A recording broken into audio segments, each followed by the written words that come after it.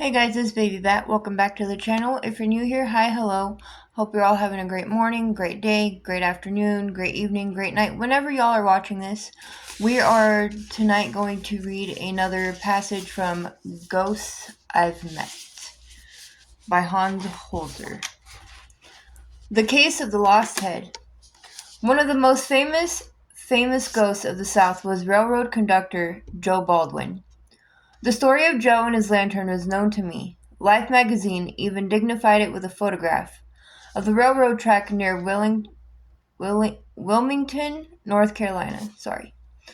Very atmospherically adorned by a greenish lantern, presumably swinging in ghostly hands. Then one fine day in early 1964, the legend became reality when a letter arrived from Bill Mitchum, Executive Secretary of the Southeastern North Carolina Beach Association, a public relations office set up by the leading resort hotels in the area, centering around Wilmington. Mr. Mitchum proposed that I have a look at the ghost of Joe Baldwin and try to explain once and for all, scientifically, what the famous Mako light was, or is. In addition, Mr. Mitchum arranged for a lecture on the subject to be held at the end of my investigation, and sponsored jointly by the Beach Association and Wilmington College. He promised to roll out the red carpet for Catherine and me, and roll it out he did. Seldom in the history of ghost hunting has a parapsychologist been received so royally and so fully covered by press, television, and radio. And if the ghost of Joe Baldwin was basking in the reflected glory of all this attention directed towards his personal ghost hunter, he was most welcome to it. If it were not for Joe Baldwin, the bend in the railroad track, which was known as Mako Station, a few miles outside of Wilmington, would be a most unattractive and ordinary trestle. By the time I had investigated it and left, in May of 1964, the spot had almost risen to the prominence of a national shrine, and sightseeing groups arrived at all times, especially at night, to look for Joe Baldwin's ghostly light. Bill Mitchum had seen to it that the world knew about Joe Baldwin's headless ghost and Hans Holzer seeking same, and not less than 78 separate news stories of one kind or another appeared in print during the week we spent in Wilmington. Before I even started to make plans for the Wilmington expedition, I received a friendly letter from a local student of psychic phenomena, William Edward Cox, Jr., and a manuscript entitled The Mako Ghost Light. Mr. Cox had spent considerable time observing this strange light, and I quote, "A favorite ghost story in the vicinity of Wilmington, North Carolina, is that of Joe Baldwin's ghost light, which is alleged to appear at night near Mako, North Carolina, 12 miles west of Wilmington on the Atlantic Coast Line Railroad." On June 30th to July 1st, 1949, this writer spent considerable time investigating the phenomenon. The purpose was to make an accurate check on the behavior of the light under test conditions, with a view toward ascertaining its exact nature. This light has been observed since shortly after the legend of the Joe Baldwin ghost light was born in 1867. It is officially reported in a pamphlet entitled The Story of the Coastline, 1830 to 1948. In its general description, it resembles a 25-watt electric light slowly moving along the tracks toward the observer, whose best point of observation is on the track itself at the point where the tracks double at that point, are crossed by a branch of a connecting roadway between U.S. Highway 74 through 76 and U.S. Highway 19. The popular explanation is that Conductor Baldwin, decapacitated in an accident, is taking the nocturnal walks in search of his head.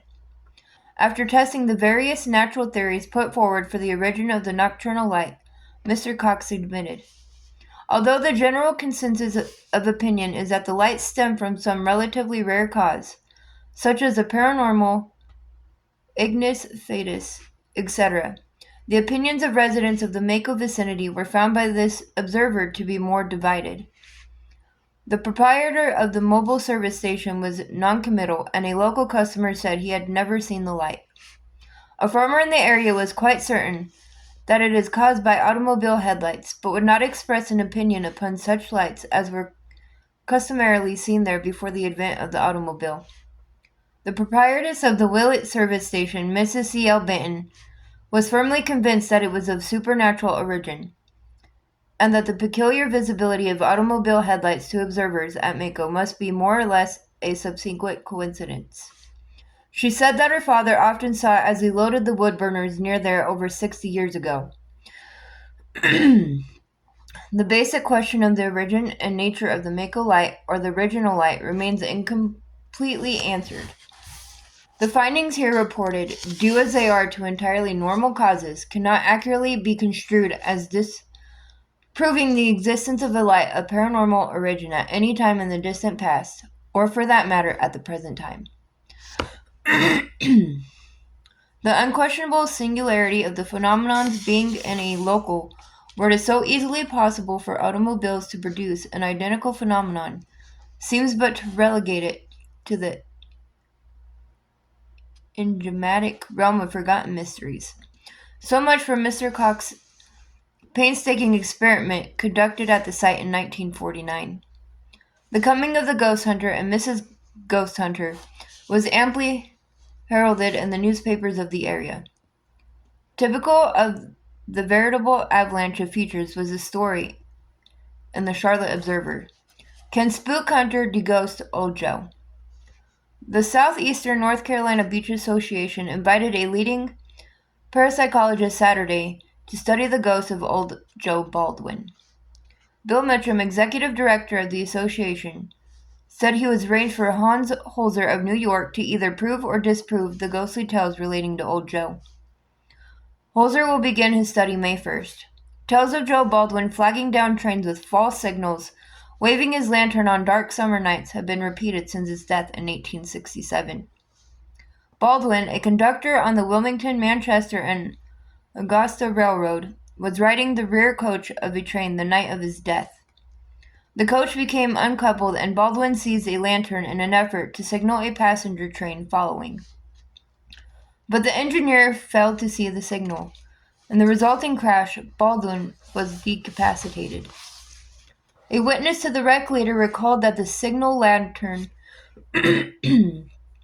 was flung some distance from the tracks, but that it burned brightly thereafter for some time. Soon after the accident, there were reports of a mysterious light along the railroad tracks at Mako Station in Brunswick County. 2 lanterns, one green and one red, have been used by trainmen at Mako Station so that engineers would not be confused or deceived by Joe Baldwin's light. Most helpful in a more serious vein was a women's editor of the Wilmington Star News, Teresa Thomas, who had for years taken an interest in the psychic and probably was somewhat sensitive herself. On April 8, 1964, she asked her readers, "Have you seen the Mako light? Have you ever seen Old Joe Baldwin, or his light, that is? As far as we know, nobody has actually seen Joe himself. But if you have seen his lantern swinging along the railroad track in Mako, you can be of great help to Hans Holzer, Ghost Hunter, who will be in Wilmington April 29th. Either write out your experience and send it to us, or call and tell us about it." Then the feminine point of view crushed the scientific barrier a little, as Miss Thomas added, Mr. Holzer's wife, is just as fascinating as he. She is a painter and great-great-great-granddaughter of Catherine the Great of Russia. Mrs. Holzer was born Countess Catherine Buxhoveden in a haunted castle in Marin the Tyrol in the Italian Alps, and she paints, haven't you guessed, haunted houses. My visit was still 3 weeks away, but the wheels of publicity were already spinning fast and furiously in Wilmington. Teresa Thomas's appeal for actual witnesses to the ghostly phenomena brought immediate results. For the first time, people of standing took the matter seriously, and those who had seen the light opened up. Miss Thomas did not disguise her enthusiasm. On April 12th, she wrote, "It seems a great many people have seen Old Joe Baldwin's light at Mako, and most of them are willing, even eager, to talk about it. Among the first to call was Mrs. Larry Moore, 211 Orange Street, who said she had seen the light 3 or 4 times at different seasons of the year. The first time it was a cloudy, misty winter night, and again in summer, misty again. Her description of the light was like a bluish-yellow flame. She and her companions walked down the track, and the light came closer as they approached the trestle. When they reached the center of the trestle with the light apparently about 10 feet away, it disappeared. Mrs. Thelma Daughtry, 6, Shearwater Drive, Wrightsville Beach, says she saw it on a misty spring night. It was about 7 or 8 o'clock in the evening, and the reddish light appeared to swing along at about knee height. Mrs. Margaret Jackson of 172 Colonial Circle, a native of Vienna, Austria, saw it about 7 years ago on a hazy night. She was with several other people, and they all saw the light, a glary shine, steady and far away, but always the same distance ahead of them. Dixie Rambood, 220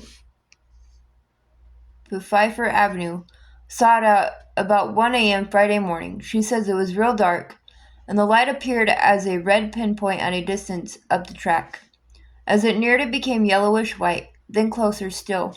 It was a mixed red and white. She recalls that she and her companions watched it come closer to the left side of the track, and that as it came close, the reflection on the rail almost reached them. At about 10 feet away, it reversed its process, and as they walked toward it, it disappeared. Once it appeared to cross over, they watched it 5 or 6 times, she said. Mrs. Marvin Clark, 406 Gray Street, a practical nurse, states that she and her husband saw the light 15 years ago. It was about midnight on a cloudy, rainy night. They were standing in the middle of the track, and it looked like a light on a train coming at full speed. Mrs. Clark described the light as the color of a train light. We picked up our little girl and ran. All of us have always seen reflections of automobiles, but beyond a doubt, it was a Mako light.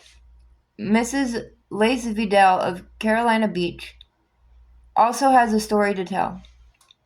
It seems she and her husband came home late one night from Fayetteville. She wrote, as we left the cutoff and headed into 74-76 highway. I shall never forget the experience we had.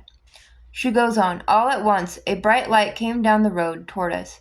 First I figured it was a car, but decided if so, it had only one light. On it came steadily toward us. Then I figured it was a train, yet I heard nothing, and as suddenly as it appeared, it vanished. I can say it was quite a weird feeling. I have often thought of it. I have heard many versions, but never one like this. 3 days later, Miss Thomas devoted still another full column to people who had witnessed the ghost light. Mrs. Marjorie H.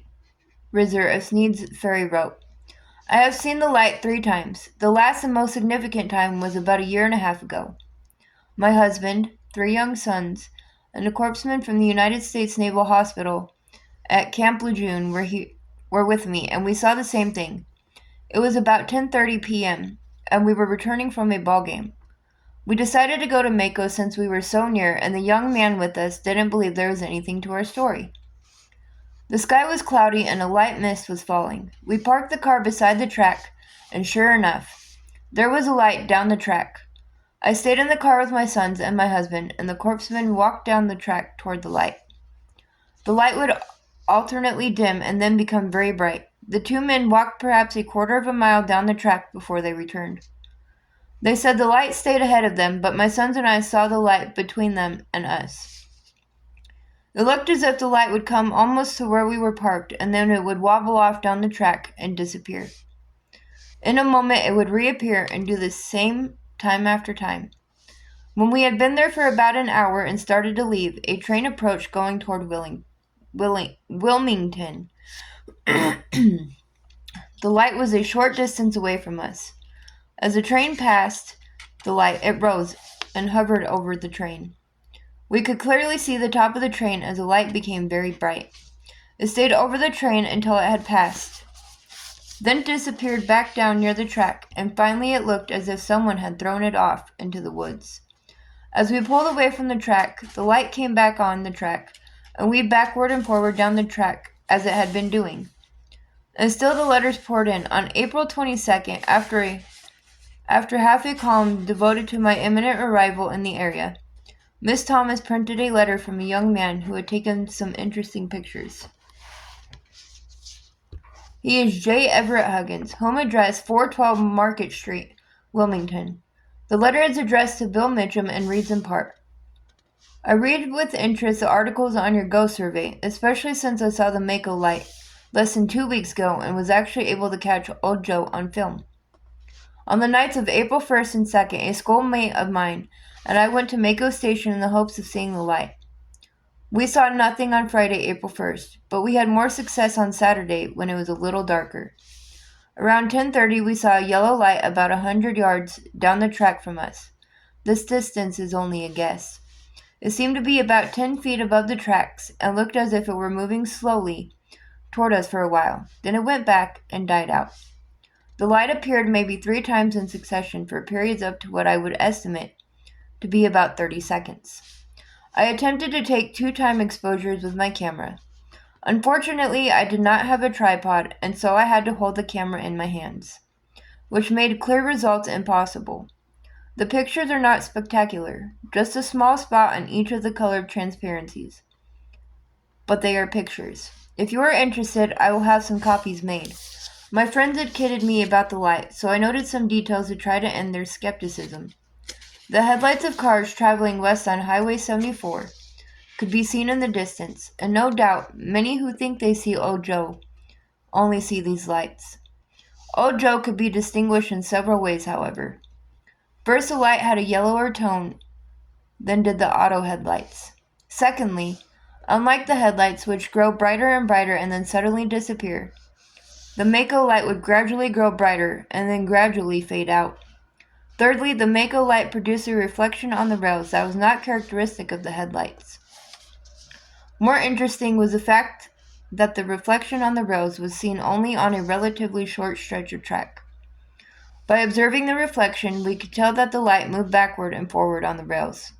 It always remained directly above the tracks. I had seen the light once before in 1956. It was on a cold winter night, and the light was brighter. As the day of our arrival grew nearer, the tempo of the press became more hectic. On April 26th, Arnold Kirk wrote in the Wilmington Star-News, this tiny Brunswick County village, nestled in a small clearing a few miles west of Wilmington, off U.S. Highway 74, is rapidly gaining acclaim as the ghost capital of North Carolina. A few dozen inhabitants, mostly farmers of moderate means, have suddenly found their once peaceful nights disturbed by scores of vehicles sparring for vantage points from which to view the famous Mako light. While the legend of the light and Old Joe Baldwin, the ghost of Mako, has long been known, its popularity has become intense only in recent months. Elaborate plans have already been made to welcome Holzer to the port city. The mayors of all the towns in New Hanover and Brunswick counties, in addition to county commissioners from both counties, have agreed to be at the New Hanover County Airport Wednesday at 7:43 p.m. when the ghost hunter's plane arrives. Lanterns at airport. Also on hand to greet the noted parapsychologist will be 1,000 high school students, carrying, appropriately enough, lighted lanterns. The lanterns were purchased by the city years ago to offer warmth to trees and plants during blustery winter months.